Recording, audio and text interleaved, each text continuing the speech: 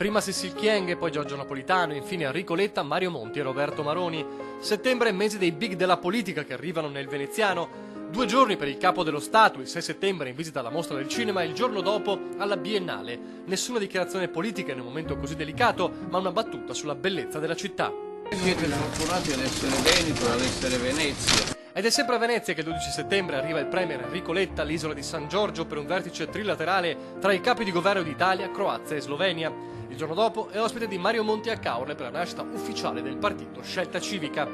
In Laguna si allarga anche il fronte della spaccatura nella Lega Nord.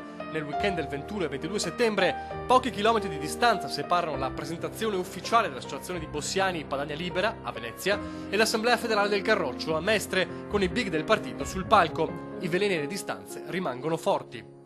La piaga del femminicidio non conosce sosta. A farne le spese Silvia Gobbato, 28enne di San Michele al Tagliamento, tirocinante in uno studio di avvocati, massacrata a coltellati in un parco a Udine il 17 settembre. Il colpevole venne arrestato subito, è il 36enne Nicola Garbino, che l'avrebbe aggredita per rapirla e chiedere un riscatto. Il caso Grandi Navi infine diventa sempre più infuocato a Venezia. Chi si batte contro i colossi del mare organizza un sabato di protesta il 21 settembre, giorno del passaggio di 9 mastodonti, manifestanti anche in acqua per bloccare le crociere. Fuori le navi dalla laguna! Fuori le navi dalla laguna! Il venerdì successivo arriva invece il corteo dei comitati pro-navi che assediano Ca' Farsetti accusando il sindaco Giorgio Orsoni di distruggere il futuro del porto di Venezia. Sindaco, Fineschi!